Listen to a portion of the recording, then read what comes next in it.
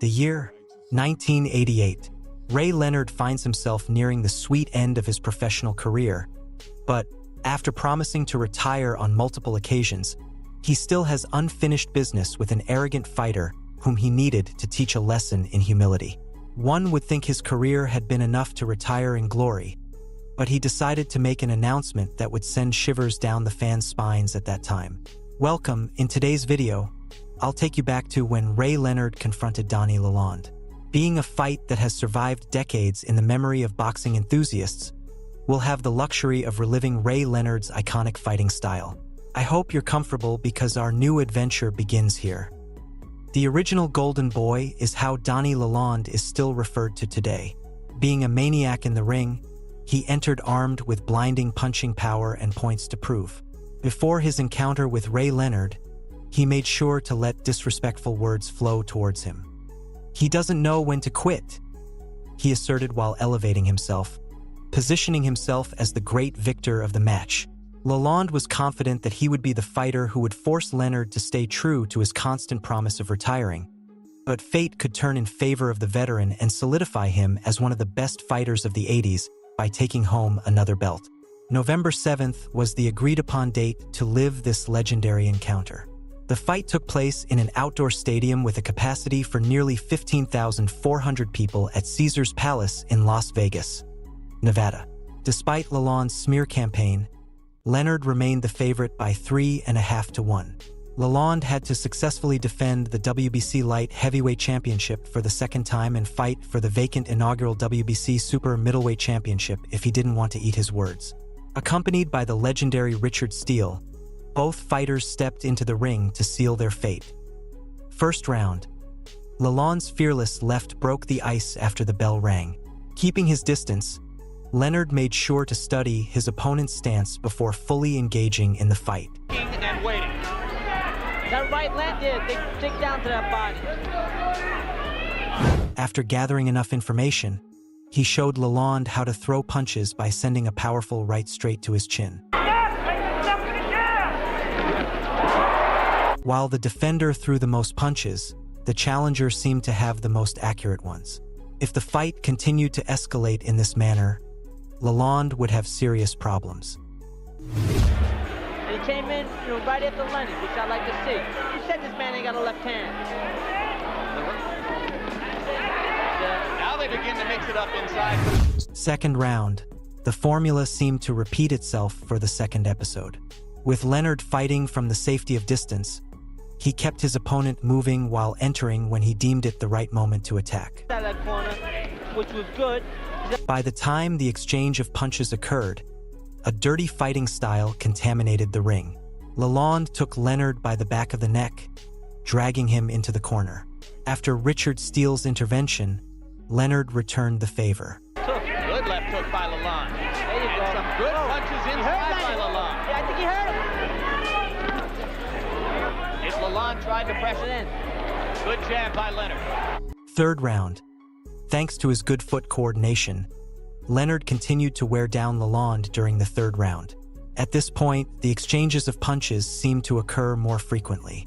Everything pointed to it being a battle of endurance, with the victor being the fighter who didn't succumb to fatigue.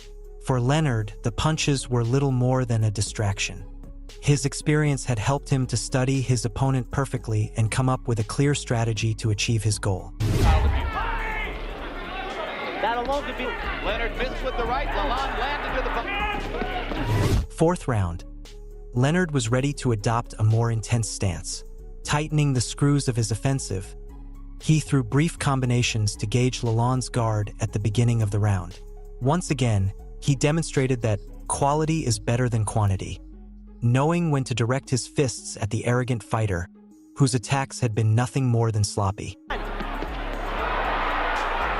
Unexpectedly, in an attempt to dodge a right hook, the first knockdown occurred.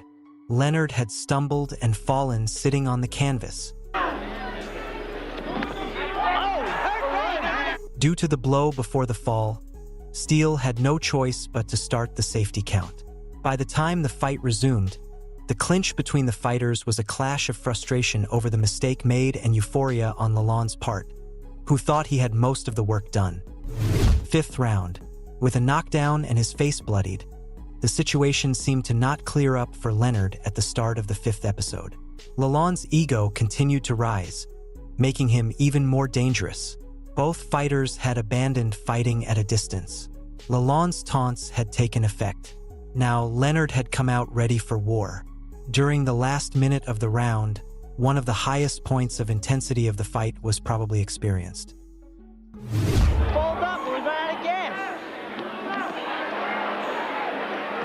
Oh, Right hand land. I'm gonna be wishing he had Angelo in that corner. Tremendous. Leonard. And another right hand. Lalonde comes back. 6th round. Leonard lost most rounds on the judges' scorecard, but his explosion of sadism and violence in the previous round had ensured him at least one. Inside him, he knew this was the path he had to follow if he wanted to turn things around.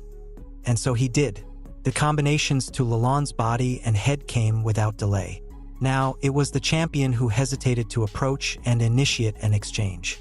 For the first time since the beginning of the fight, he felt like his title could leave the ring that night without him. He knows that he is in all likelihood behind. Right hand landed for Lalonde inside, chopping overhand right. 7th round. After the bell rang, Lalonde angrily threw his fists at Leonard. It seemed that the sports rivalry had escalated to a personal one. Both wanted to prove to their opponent what they were made of. But when Leonard began to counterattack, the arrogant champion had no choice but to slow down his offensive pace. Lalonde tried to mock Leonard by stretching his left hand and placing it on his forehead, but quickly received a worthy punishment for his audacity. Solid blows landed on his head and body, shaking him until he was against the ropes. right hand looked like good body shot. That's something we haven't seen by either man, really. Leonard showed the jester that the difference in height meant nothing by executing a sadistic flurry of punches from which Lalonde could only escape by being saved by the bell. 7 years ago.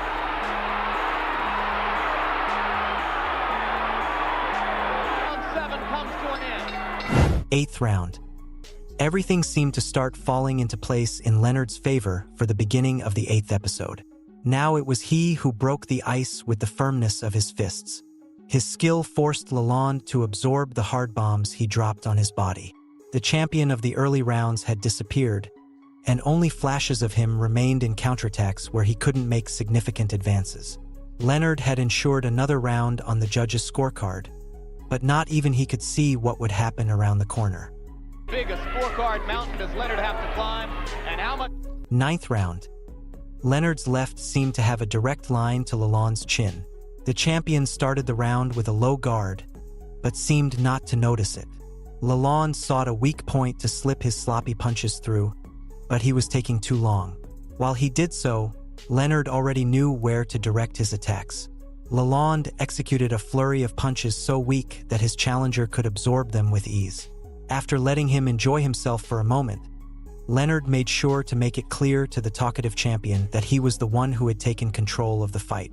Against the ropes, he showed him what a powerful flurry of punches was. Lalonde tried to escape it by throwing himself at Leonard's body, but even at that moment, he neglected his guard. Gets hurt. Lalonde backs up against the ropes. Leonard landing at will. Let's hope they don't stop the Stepping back, Leonard delivered the coup de grace to the talker in the form of a deadly left hook that sent him straight to the canvas. Let's hope they don't stop the bout. With Richard Steele keeping him away from the inert body, Lalonde used the last of his strength to get up. After the fight resumed, it only took seconds for a new blow from Leonard to make him fall even. Stay alive. Great right hand by Leonard. Lalonde staying up only through the fourth. More dramatically, Lalonde tried to get up, but his body didn't respond. Moribund, he needed immediate assistance. In the other corner, Leonard celebrated having secured a place in boxing's golden history. After his victory, Leonard became the second fighter in history to win world championships in 5 weight divisions. Just 3 days earlier, Thomas Hearn stole from him the honor of being the first to achieve such a feat with his victory over James Kitchen, winning the inaugural WBO Super Middleweight Championship. If you've made it this far, I thank you. If you enjoyed my story, remember that there's no better way to support my content than by leaving your like on the video. What do you think was the mistake in Lalonde's offense that led to such a resounding defeat after starting winning all rounds on the judges' scorecards? I'll read you in the comments.